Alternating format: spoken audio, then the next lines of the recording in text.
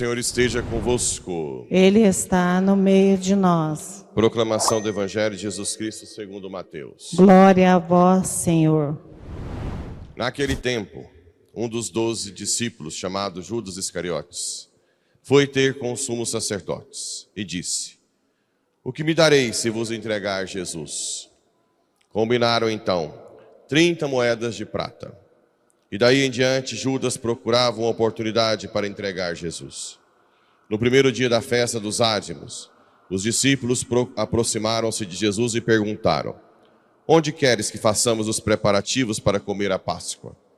Jesus respondeu: Ide à cidade, procurai certo homem e dizei-lhe: O mestre manda dizer: O meu tempo está próximo.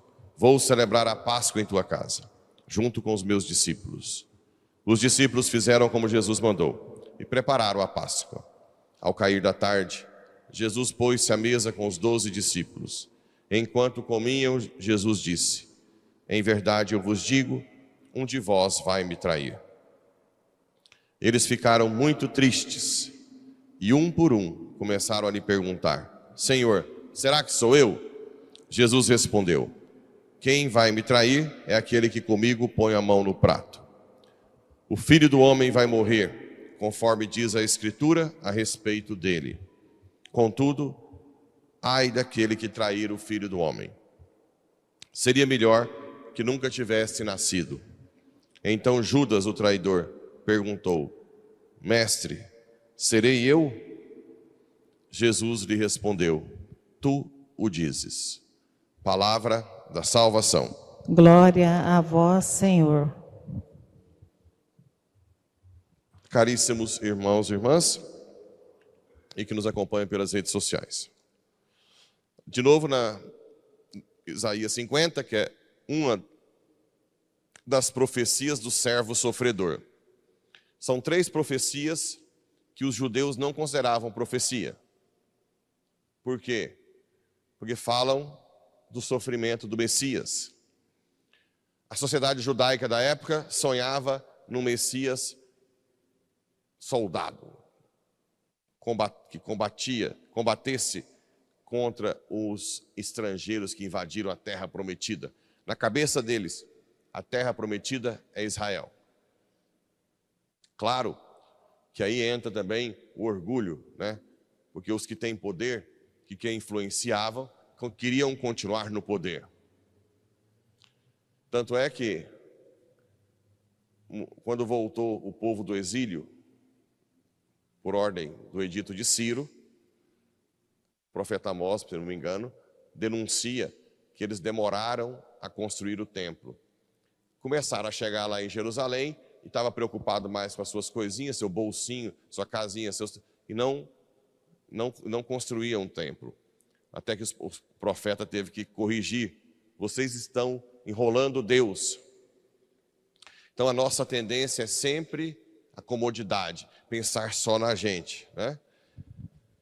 Mas então o judeu não aceitava essas profecias. Essas profecias são consideradas messiânicas após Cristo, porque aí você vai ler aqui e é tudo que aconteceu com Cristo. O Senhor deu-me língua adestrada para que eu saiba dizer palavras de conforto, né? O céu é um conforto. O Senhor abriu meus ouvidos e não lhes resisti. Ofereci as costas para me baterem e a face para arrancarem a barba. Não desviei o rosto de bofetões e cusparadas. Tudo que Jesus sofreu no caminho da cruz. Mas o Senhor Deus é meu auxiliador. Por isso não me deixei abater o ânimo. Como nós somos batizados, vocês também, nós podemos sofrer tudo isso. Humilhações, cusparadas, tudo. Tem um vídeo, né, de irmã Dulce, que quando ela estava na feira pedindo comida para os pobres, e ela estendeu a mão e alguém cuspiu na mão dela. Se fosse muitos de nós, já era motivo de terapia, né? Olha como que alguém cospe na minha mão. Ele chora, nunca mais quer ver a pessoa. Conta-se ali que ela fechou a mão, a irmã Dulce, e disse: tá bom, isso foi para mim. Dá-me agora os meus pobres. Olha aqui, que nível de realmente pessoa resolvida. Os santos são pessoas resolvidas. Não tem nhenhenhê, né? Está ali, sofre a humilhação, sabe que Deus está do meu lado. Conservei o rosto impassível, porque sei que não sairei humilhado. Todos os tiranos deste mundo hoje, que estão acabando com o mundo, com o Brasil, vão cair e cairão nas mãos do Senhor. Enquanto os humildes, os pequenos, os que servem, os amorosos, que são humilhados, às vezes todos os dias, né? Maltratados, ignorados, terão grande força no céu. Essa é a nossa certeza. Tudo no mundo separa soberba e humildade, né? A soberba é achar-se autossuficiente diante de Deus, e a humildade é reconhecer-se completamente dependente de Deus. Eu estou falando isso porque não quer dizer que a pessoa não seja brava. Padre Pio era humilde, mas era bravo, né? Batia até na cara dos outros. Mas ele era humilde porque reconhecia que tudo dele vem de Deus. Isso é humildade. A meu lado está quem me justifica. Quem é meu adversário? Aproxime-se. Sim, o Senhor Deus é o meu auxiliador. Quem me vai condenar? Se Deus não te condena, quem? Depois no Salmo, ele fala que por vossa causa é que sofri tantos insultos.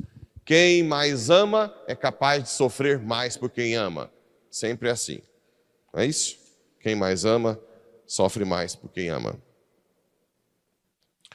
Depois é narrado a traição de Judas, um apóstolo que conviveu com Jesus, que viu tudo, os milagres, tudo, ainda foi capaz de traí-lo. Nossa, mas Judas é um sinal, é um protótipo nosso, porque todo ser humano é capaz disso.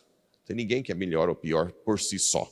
Tem aqueles que se abrem mais à graça e os que se abrem menos à graça, né? Aqueles que buscam sacramentos e os que não buscam sacramentos, os que rezam e os que não rezam, os que buscam ser caridosos e os que são avarentos.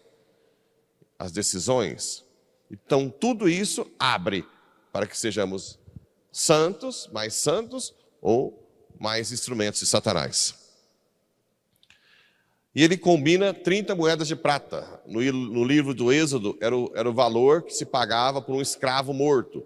Quando um boi matasse um escravo, né, com chifre, o patrão era restituído por 30 moedas de prata. Quer dizer que Jesus se fez escravo para nos libertar da escravidão do pecado. Olha que bonito.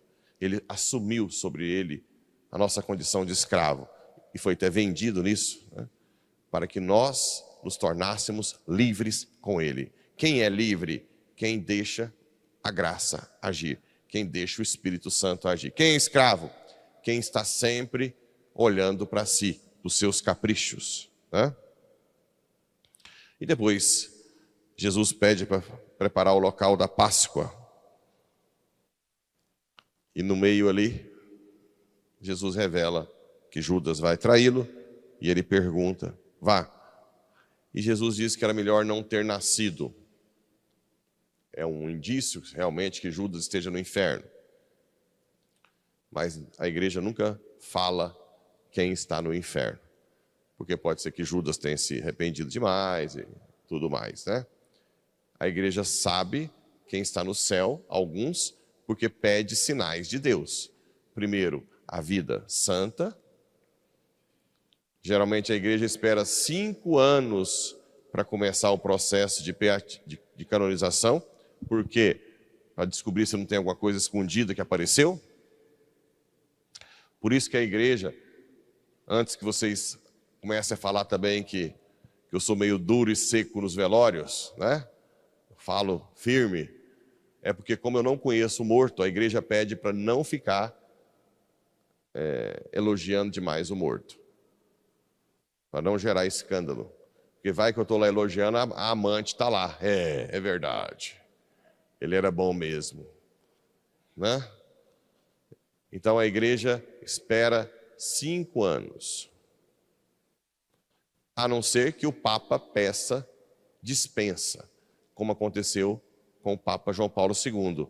O Papa Bento XVI pediu dispensa dos 5 anos para começar o processo antes, porque o Papa João Paulo II já estava lá mais conhecido que todo mundo já conhecia no mundo inteiro ali, né? Então não é uma pessoa desconhecida. Mas o fato é que depois da vida santa, depois de 5 anos, chama de venerável, porque tem virtudes heróicas. Depois pede um milagre para ser beatificado, que pode ser dispensado pelo Papa também. Quando é Marte também, já pode até ser se declarado Marte, já é beato. E depois um milagre para ser santo, ou seja, milagres que a medicina não consegue comprovar, que pode ser explicado pela medicina. Então, a igreja é muito prudente, tanto para falar que alguém está no inferno, e se suicidou. O suicídio não quer dizer que está no inferno, automático. Se a pessoa foi depressiva, se ela teve um monte de doença, perseguida, né, oprimida, isso tudo ameniza, tira o peso de pecado mortal. Se torna pecado de matéria grave, mas não mortal.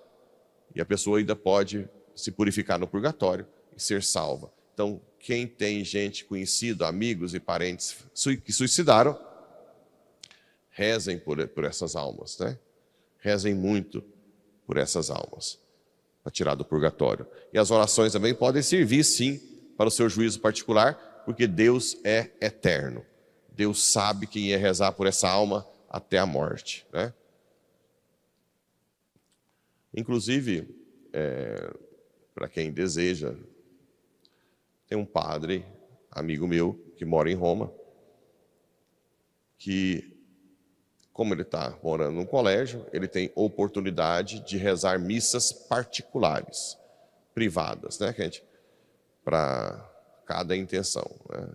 Lá o valor mais ou menos. Ah, mas paga a missa? Não é que paga, é uma oferta de espórtula que a igreja determina, né? Lá é 10 euros por missa. Inclusive eu pedi para ele rezar 9 missas para mim. Mas já passei só na minha intenção, só para eu não fugir do caminho. E você pode pedir para rezar pelas almas. Tem a missa gregoriana, que são 30 missas, né? Aí seriam 300 euros, mas vale a pena, né? Quando eu morrer, vocês peçam missas gregorianas para mim. Não me deixem abandonados, porque senão começa a puxar o lençol de noite. Todos os paroquianos que não estão rezando, né? Mas então, depois se alguém tiver interesse, fala comigo, eu posso falar com ele. Tem que terminar minhas 9 primeiro, né? Mas a gente oferece missas por quem suicidou.